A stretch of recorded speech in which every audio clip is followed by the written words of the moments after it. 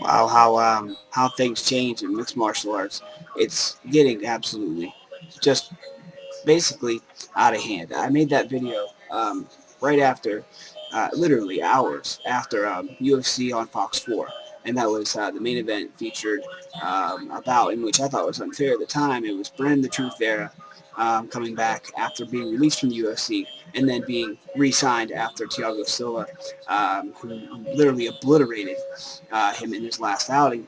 Actually got him down, got his back, and played bongos on his back. Um, he gets re-signed. All of a sudden, he shoots up to main event status, and not only that, he's fighting a legend in Shogun. Shogun is a 205 legend. Vera, was doing well at heavyweight. He beat up Frank Mir. He looked unstoppable there for a while. Dropped down to 205. Had some lackluster performances. The Couture fight could have went either way, but anyway, he's on this main event card, and then it was promised that whoever wins in the main event, um, be it Shogun or be it Vera, they were going to get the next crack at Johnny Bones Jones. If he were to get past Henderson at UFC 151. Since then, there's been so much going on, just a huge debacle. So I figured I'd just update you really quick and keep you under 5 minutes or so. But Dana White uses Twitter basically like the rest of us use the World Wide Web. The guy checks Twitter. He thinks that the fans only speak through Twitter. Really, we speak in volumes on Facebook, on Google Plus, on of course on Twitter. I think mostly here on YouTube.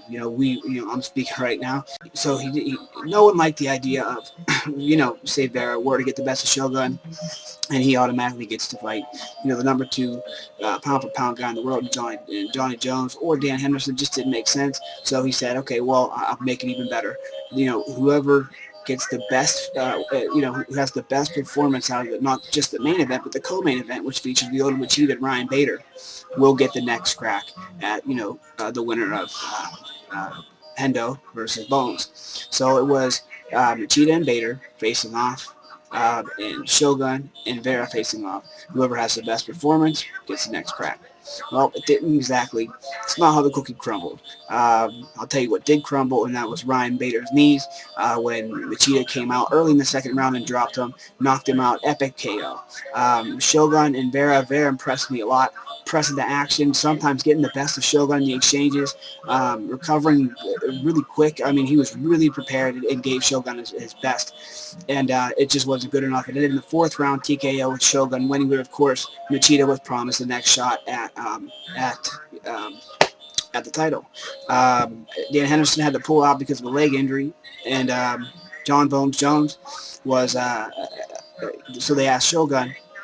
Jon Bones Jones is hesitant to take any fight on short notice. He was scrutinized I mean, literally.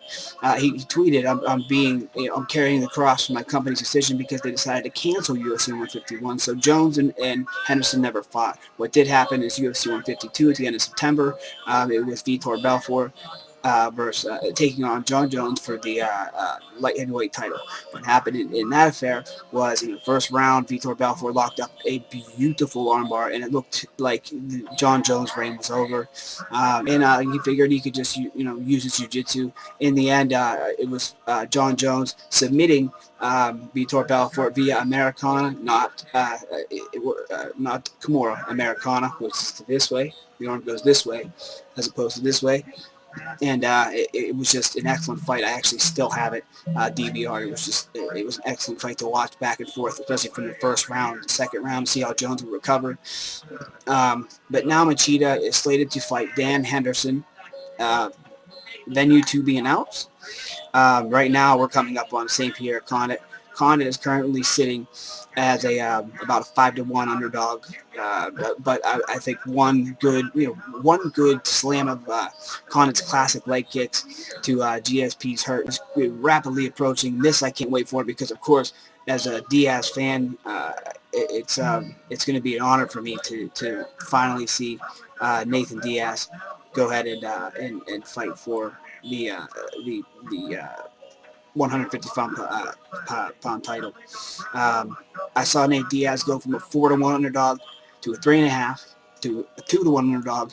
Now he's at plus 138, and Benson's in a negative 138. So it's not even a 2-1 underdog for Diaz. Benson Henderson is still slated to win. Sherdog has him ranked number 6 pound for pound best fighter on the planet. So if Diaz beats him, that really puts him, that'll catapult his career into the stratosphere. We got to see what happens. Alexander Gustafsson and Shogun are going to go at it. So Shogun also, he's also at plus 180, and Gustafsson at negative 196. So it looks like Shogun's a 2-1. More fight on that card. The next UFC on Fox card, BJ Penn versus Rory McDonald. The return of BJ Penn. Nick Diaz beat him up pretty bad. He was pretty humbled by the experience, but he is coming back with plus 252. And Rory McDonald is no longer Rory the Waterboy McDonald. He's Rory Aries McDonald, and he's negative 260. So BJ Penn's going to sit at a 4-1 underdog, which is crazy to me because BJ Penn is a legend and probably the best welterweight of all time. But that's what's gone on since UFC on Fox 4. That many changes have happened just in a couple short months. So, I mean, it just goes to show in this sport that truly anything can happen. I mean, we got Lyoto Machida fighting Dan Henderson. He's a favorite, almost 2-1 favorite. We're rapidly approaching UFC on Fox 5.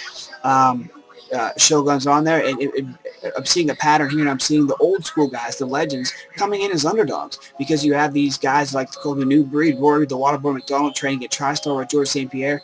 It's just, this guy's up there training hard every single day in every aspect of MMA. It's not like he started off boxing when he was a kid, and wrestled in high school, and then got out of high school and did some jiu-jitsu here and there, and then transitioned to Muay Thai. No, they're learning MMA as a whole. Just as Alexander Gustafsson, he's learning MMA as a whole. Jon Jones, MMA as a whole.